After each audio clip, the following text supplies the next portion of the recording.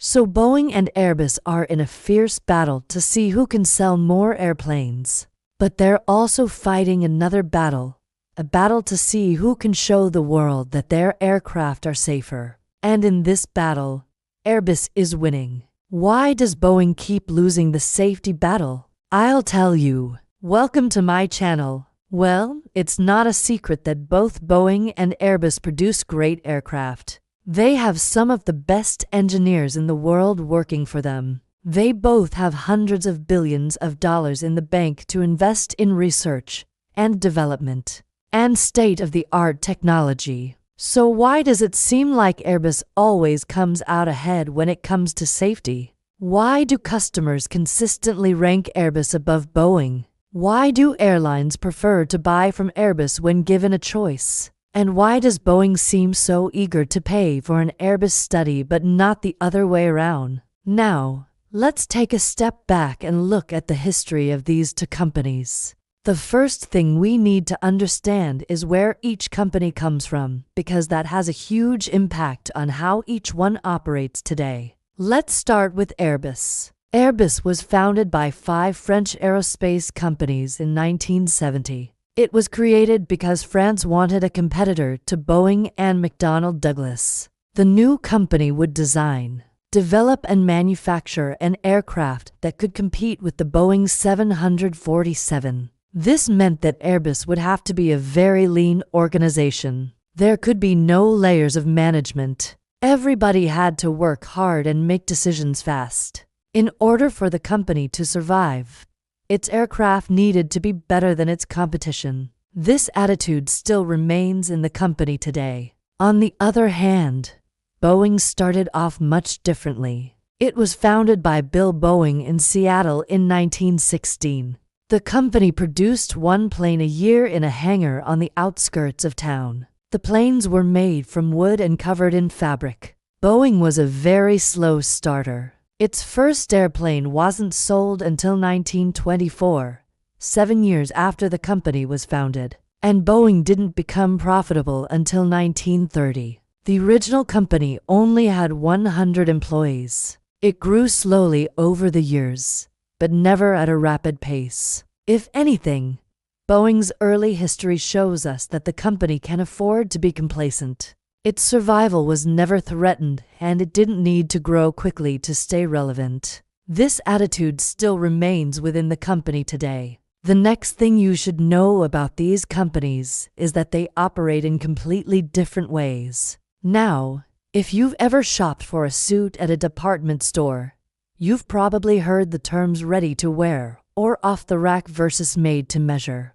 Off the rack suits will cost less, but there are many more suits in stock for you to choose from. With made to measure, you'll have to wait longer and usually pay more. But in the end, you'll get exactly what you want. Well, the same thing is true for these two companies. Boeing operates under the made-to-measure model. They build a few hundred aircraft a year and every plane is customized to the airline's needs. Airbus, on the other hand, uses the off-the-rack method. They build thousands of aircraft a year, but only offer a small variety of models to its customers.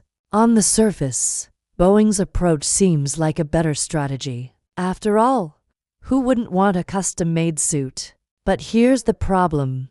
Boeing's approach is slow and expensive. Many airlines don't want to wait months or even years for their new aircraft. They want it now. And many airlines don't have the money to pay for a custom aircraft. In fact, if you're an airline that flies long-haul routes with high passenger loads, the A350 is your best bet. It's the perfect size for these types of routes, and it's available right now. But if you want something smaller, your only option is to go with Boeing. Another reason Boeing loses the safety battle is because it focuses on selling more planes, rather than building safer planes. Just think about the 737 MAX crisis. When the FAA certified the 737 MAX, nobody thought it was safe. Boeing was so eager to get the plane certified that they ignored their own engineers. They cut corners and pushed the FAA to accept their solution.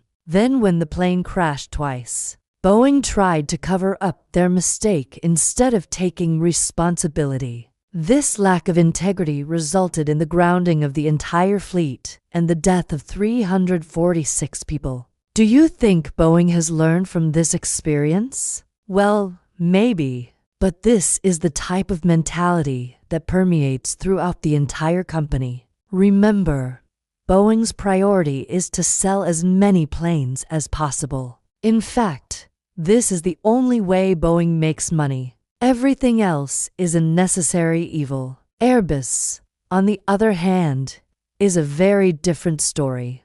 The company has never been involved in a major scandal, and they've never had one of their planes grounded. Their focus is on quality and safety. They're willing to spend extra time and money developing new technologies that improve the safety and efficiency of their aircraft. Another reason why Airbus wins the safety battle is because they listen to their customers. You see, airlines aren't stupid. They know what they need, and they're not afraid to speak up if they're not happy with something. For example, when the A380 entered service, many airlines complained about the high maintenance costs. Airbus listened to this feedback, and they made changes to the A380neo that addressed these concerns. This is why the A380neo is so popular. It's the perfect size for long-haul routes with medium passenger loads. Plus, it's more efficient than the original A380. Boeing, on the other hand, doesn't listen to its customers. They don't care if you complain about the high maintenance costs or the poor fuel economy of their aircraft. They're going to sell you the plane anyway. This is why Boeing is losing the safety battle. They're stuck in the past, and they're not willing to change. Another advantage Airbus has is that it's a very diverse company.